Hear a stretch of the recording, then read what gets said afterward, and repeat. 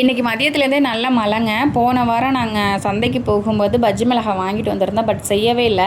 மாமாவுக்கு day shift வந்துச்சு அப்படின்னா தான் ஈவினிங்கில் செஞ்சு கொடுப்பேன். இன்றைக்கி டே ஷிஃப்ட் அப்படின்றதுனால செய்யலான்ட்டு ஏற்கனவே நான் பிளான் பண்ணி தான் வச்சுருந்தேன். கூடுதலாக அந்த மழையுமே வந்துடுச்சு. மழை டைமில் நல்லா சூடாக ஸ்நாக்ஸ் சாப்பிட்றதுங்கிறது எல்லாருக்குமே பிடிச்ச ஒரு விஷயம் தான். அது கூடவே டீ காஃபி வச்சு சாப்பிட்டோம்னா சொல்லவா வேணும், வேறு லெவலில் இருக்குங்க. அதுக்காக நான் ஃபஸ்ட்டே பால் காய்ச்சி வச்சுக்கிட்டேங்க. இன்றைக்கி டீ போடல, காஃபி போடலான்ட்டு பிளான் பண்ணிட்டேன்.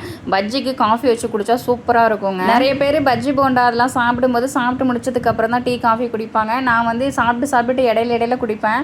அதோட டேஸ்ட் ரொம்ப எனக்கு பிடிக்கும். யாராருக்கெல்லாம் அந்த மாதிரி சாப்பிட பிடிக்கும் அப்படின்ட்டு மறக்காமல் கமெண்ட்டில் சொல்லுங்கள்.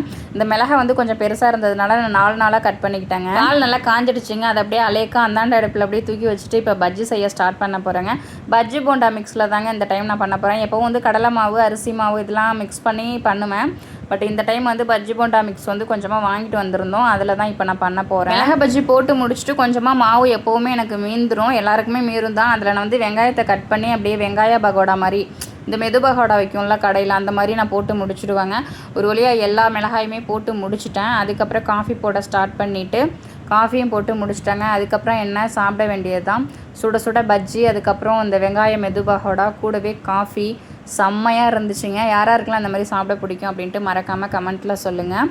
இதுவரையும் எங்கள் வீடியோ ரொம்ப பொறுமையாக பார்த்ததுக்கு ரொம்ப நன்றிங்க. வீடியோ பிடிச்சிருந்துச்சு அப்படின்னா லைக் பண்ணுங்கள். ஓகே, தேங்க்யூ, பாய்.